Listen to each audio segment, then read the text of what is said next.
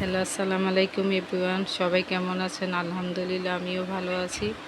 আরেকটা ভিডিও নিয়ে হাজির হয়ে গেলাম। আমি যখন জব করেছিলাম তখন এই গ্লাসগুলো গিফট পেয়েছি। অনেক দিন পরে এগুলো মনে হলো। গতকালকে গেস্ট এসেছিল, তখন বের করেছিলাম, তো ভাবলাম আপনাদের সাথে একটু শেয়ার করি।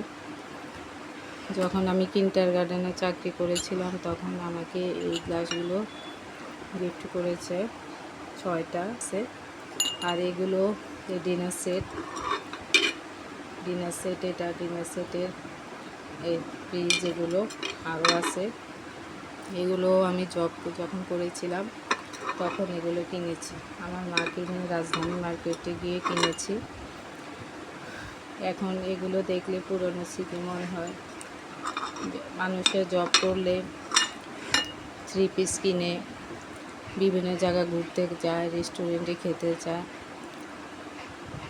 তখন আমার জব করলে ইচ্ছে জাগতো কিছু জিনিস কিনি, দরকারি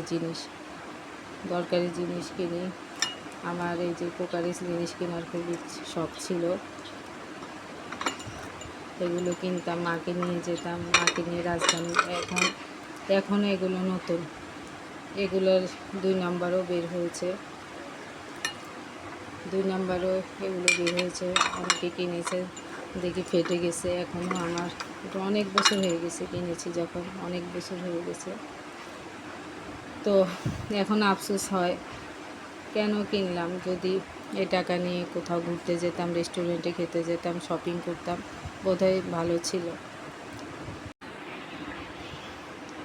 এখন এগুলো দেখলে আগের কথা মনে হয়। হয়তো বা ভাববেন এগুলো ভিডিওতে কেন নিয়ে আসছি। এই জন্য নিয়ে আসছি, মানুষের কিছু কিছু স্মৃতি ছোঁয়া লাগে। বিগত সময় যখন আমি চাকরি করেছিলাম, চাকরির টাকা দিয়ে আমি কী করেছি, প্রত্যেকটা জিনিস আমার স্মৃতি। আবার প্রত্যেকটা জিনিস আমি কিনেছি আমার মাকে নিয়ে।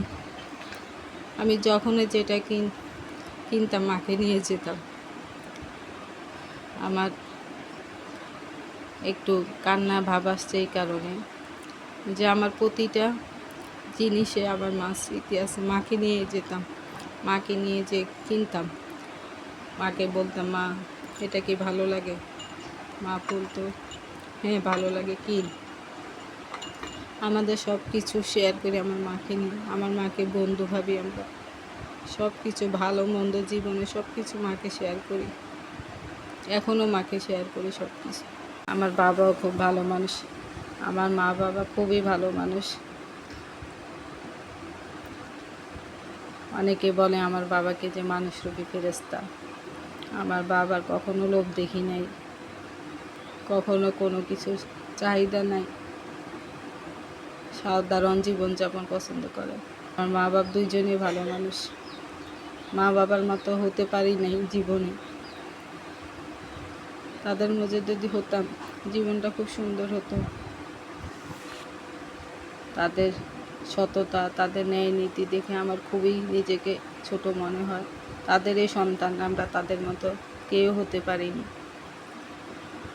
সবসময় মা বাবার জন্য দোয়া করি, আল্লাহ যেন আমার মা বাবাকে নেক হায়াত দান করুক, যেন তাদের আদর্শে জীবনটা গড়তে পারি, তাদের মন মানসিকতার মতো চলতে পারি। এইটাই জীবনের লক্ষ্য।